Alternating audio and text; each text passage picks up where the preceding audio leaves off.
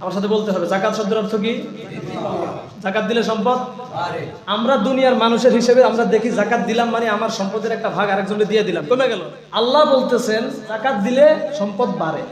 আল্লাহ তাআলা কোরআনুল কারীমে বলতেছেন 2 নম্বর সূরা বাকারার 276 নম্বর আয়াতে আল্লাহ বলছেন ইয়ামহাকুল্লাহুর রিবা ওয়া ইউরবিস সাদাকাত। আল্লাহ সুদকে নিশ্চিহ্ন করেন, সুদকে আল্লাহ ধ্বংস করেন, সুদকে আল্লাহ কমান, আর যেটা সদকা দান জাকাত দেই এটাকে আল্লাহ বাড়ান। সুবহানাল্লাহ বলেন। আমরা দুনিয়ার মানুষের দৃষ্টিতে দেখি সুদ খাইলাম মানে আমার সম্পদটা বাড়লো, ঠিক না? যত সুদ খাইলাম তত বাড়লো, এমন না? আল্লাহ বলতেছেন আমি সুদকে কমাই, নিশ্চিহ্ন করি, আর জাকাতকে আমি বাড়াই। মানে আমাদের ধারণার পুরাই উল্টা। কিভাবে আল্লাহ বাড়ান কমান? দেখবেন যারা জাকাত দেয় এটার মধ্যে আল্লাহ বরকত দেয়। বরকত দেয় কিভাবে? মানে আমি 10 টাকা রাখলে 20 টাকা হয়ে যাবে, এটা বরকত না।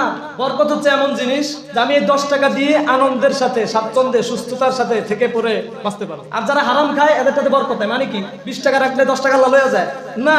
20 টাকা সুদ খাইছে, 10,000 20,000 টাকা সুদ খাইছে, আল্লাহ এমন রোগ দিবে 10 বছরে যা সুদ খাইছে 1 সপ্তাহে, 1 দিনে, 1 মাসে আল্লাহ সব নিয়ে যাবে।